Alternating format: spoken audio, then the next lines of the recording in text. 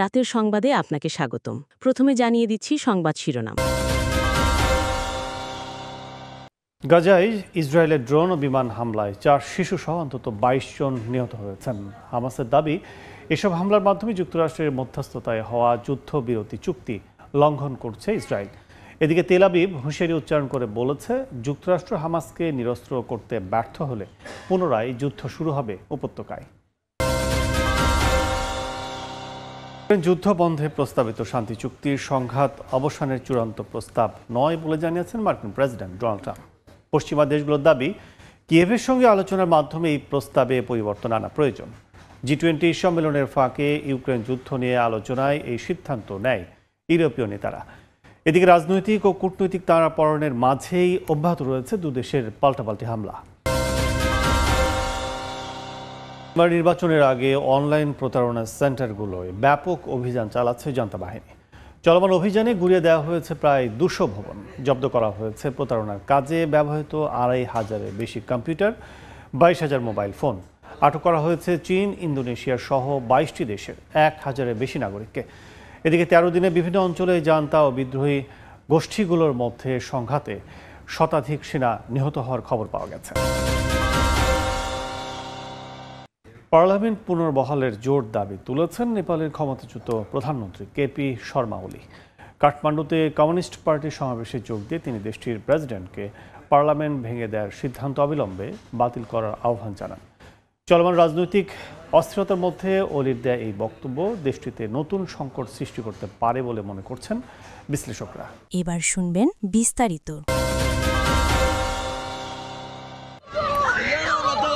Drone ও ক্ষেপণাস্ত্র হামলায় গাজায় বাড়ছে হতাহতের সংখ্যা। শনিবার গাজা সিটির রিমাল, তুফা, সুজাইয়া ও নুসাইরাত শরণার্থী শিবিরে আক্রমণ করে ইসরায়েলি বাহিনী। দেইর আল বালাতে একটি বাসভবনে আঘাত হানে ক্ষেপণাস্ত্র, নিহত হয় 4 শিশু। জাবালিয়া, বুরেইজ ও খান ইউনিসের পূর্বাংশেও হামলায় বহু মানুষ আহত হয়েছেন। হামলার বেশিরভাগই চালানো হয়েছে কোনো সতর্কতা ছাড়া। তথাকথিত ইয়েলো লাইন অতিক্রমের অভিযোগেও ফিলিস্তিনিদের উপর গুলি ছুড়ছে নেতানিয়াহুর সেনারা।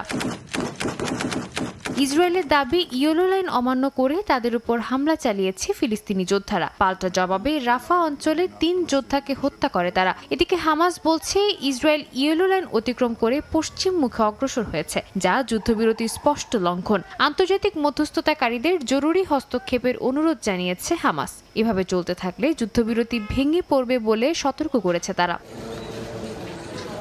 যুদ্ধবিরতি চুক্তির এই ভঙ্গুর দশায় ইসরায়েলি নেতারা বলছেন, যুক্তরাষ্ট্র যদি হামাসকে নিরস্ত্র করতে ব্যর্থ হয় তবে আবারও অভিযান শুরু করতে পারে তেল আবিব। যদিও যুদ্ধবিরতি চুক্তি অনুযায়ী গাজা থেকে ইসরায়েলি সেনাদের সম্পূর্ণভাবে প্রত্যাহার ও হামাসের নিরস্ত্রীকরণের কথা বলা আছে, তবে বাস্তবে টানা 6 সপ্তাহ ধরে হামলা থামেনি। এই অবস্থায় গাজায় বন্যা, পয়ঃনিষ্কাশন সংকট ও খাদ্য সংকটে 7 লাখের বেশি বাস্তুচ্যুত মানুষ বিপর্যস্ত হয়ে পড়েছে। এর মধ্যে নিউ ইয়র্কের নবনির্বাচিত মেয়র জোহরান মামদানি ওয়াশিংটনে প্রেসিডেন্ট ট্রাম্পের মুখোমুখি হয়ে যুক্তরাষ্ট্রকে সরাসরি গণহত্যায় অর্থায়নের অভিযোগ করেন। বলেন, নিউ ইয়র্কের করদাতারা তাদের অর্থ স্থানীয় সংকট সমাধানে দেখতে চায়, অথচ তা গাজায় যুদ্ধ চালানোর পেছনে ব্যয় হচ্ছে। মামদানি বলেন, ট্রাম্প শান্তি আনার চেষ্টার কথা বললেও আন্তর্জাতিক মানবাধিকার লঙ্ঘন এখনও থামেনি।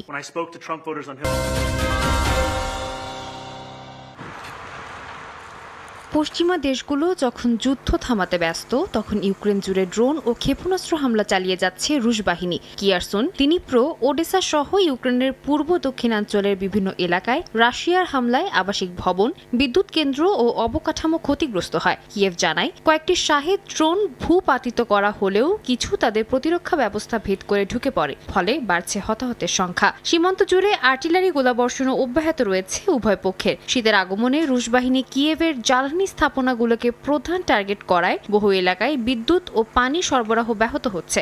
একই দিন 5টি রুশ অঞ্চল, ক্রিমিয়া ও কৃষ্ণ সাগরের আকাশে 33টি ইউক্রেনীয় ড্রোন ভূপাতিত করা হয়েছে বলে জানায় রুশ প্রতিরক্ষা মন্ত্রণালয়।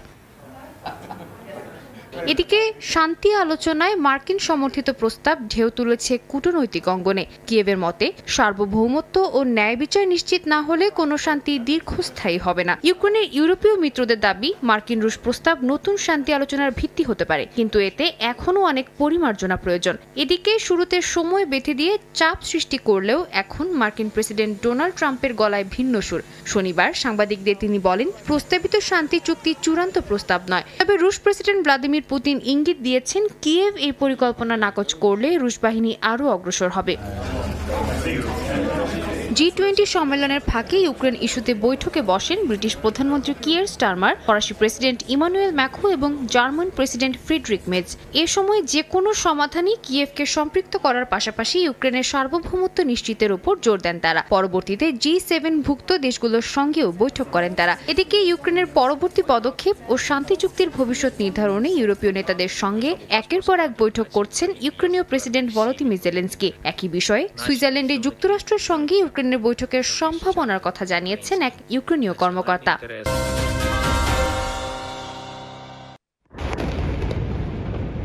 মিয়ানমারের মিয়াওদ্দি শহরের বিতর্কিত কেকে পার্ক স্ক্যাম সেন্টার কম্পাউন্ডে ব্যাপক অভিযান চালিয়েছে জান্তা বাহিনী। গুড়িয়ে দিয়েছে প্রতারণার কাজে ব্যবহৃত ১৮০টির বেশি ভবন। জব্দ করা হয় ২,৬৫৩টি কম্পিউটার ও প্রায় ২২,০০০ মোবাইল ফোন। দেশটির রাষ্ট্রীয় গণমাধ্যমের তথ্য অনুযায়ী অভিযানে ইন্দোনেশিয়া, চীন, ইথিওপিয়া সহ ২২টি দেশের ১,০০০-এর বেশি নাগরিককে আটক করা হয়, যাদের অনেকের বিরুদ্ধে মানব পাচারের সঙ্গে জড়িত থাকার অভিযোগ রয়েছে। এর আগে গত মঙ্গলবার মিয়ানমারের সেনাপ্রধান মিং অং হ্লাইংয়ের নির্দেশে মানব পাচার ও অনলাইন প্রতারণা চক্রের প্রধান ঘাঁটি হিসেবে পরিচিত সীমান্ত শহর মিয়াওদ্দিতে অভিযান শুরু হয়। যৌথ এ অভিযানে অংশ নেয় দেশটির সামরিক বাহিনী ও কারেন ন্যাশনাল আর্মি। স্ক্যাম সেন্টারগুলো এশিয়া, আফ্রিকা, চীন, ভারত সহ বহু দেশের মানুষকে চাকরির লোভ দেখিয়ে মিয়ানমার সীমান্তে নেয়ার পর তাদের আটকে রেখে প্রতারণার কাজ করতে বাধ্য করত বলে অভিযোগ রয়েছে। কেউ এই কাজে অস্বীকৃতি জানালে চালানো হতো অমানবিক নির্যাতন। ইনভেস্টমেন্ট স্ক্যাম, মানি লন্ডারিং, বিভিন্ন আর্থিক প্রতিষ্ঠানের ভুয়া কাস্টমার সার্ভিসের মতো প্রতারণার বিশাল নেটওয়ার্ক গড়ে তোলা হয়েছিল এসব সেন্টারে। এখানে প্রতারণার মাধ্যমে বছরে বিলিয়ন ডলার অর্থ হাতিয়ে নেয়ারও অভিযোগ রয়েছে। এদিকে মিয়ানমারের জাতীয় নির্বাচনের দিন যত ঘনিয়ে আসছে ততই উত্তপ্ত হচ্ছে অভ্যন্তরীণ সংঘাত। জান্তা বাহিনীর সঙ্গে বিদ্রোহী গোষ্ঠীগুলোর লড়াইয়ের মাত্রাও বেড়েছে। মিয়ানমারের চীন অঙ্গরাজ্য সাগাইং ও মাগোয়ে অঞ্চলের সীমান্ত জুড়ে গত ৬ থেকে ১৮ নভেম্বর পর্যন্ত ১৩ দিনের লড়াইয়ে শতাধিক সেনা নিহত হওয়ার খবর পাওয়া গেছে। জান্তা বাহিনীর সঙ্গে যুদ্ধে চীন রাজ্যের টেদিম টাউনশিপে অবস্থিত গুরুত্বপূর্ণ কেনেডি পিক সামরিক ঘাঁটি পুনর্দখলের দাবি করেছে চীন ব্রাদারহুড অ্যালায়েন্স।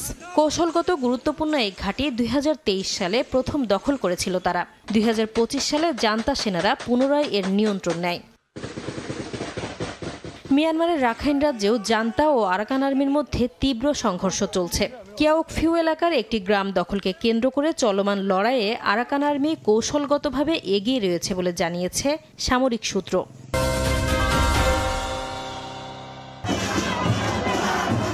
স্থানীয় সময় শনিবার কাঠমান্ডুর সমাবেশটি ছিল কেপি শর্মা ওলির ক্ষমতাচ্যুতির পর প্রথম উল্লেখযোগ্য শক্তি প্রদর্শন।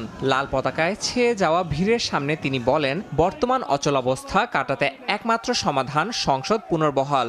তিনি অভিযোগ করেন, জনগণের ইচ্ছা উপেক্ষা করে রাষ্ট্র চলছে, আর প্রেসিডেন্টের সিদ্ধান্ত দেশকে আরও অনিশ্চয়তার দিকে ঠেলে দিচ্ছে। গত ৯ সেপ্টেম্বর দুর্নীতি বিরোধী বিক্ষোভের মুখে পদত্যাগে বাধ্য হন ওলি।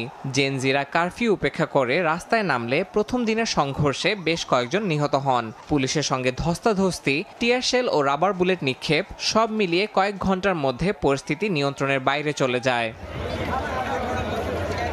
বিক্ষোভের মূলে ছিল সামাজিক যোগাযোগ মাধ্যমে নিষেধাজ্ঞা।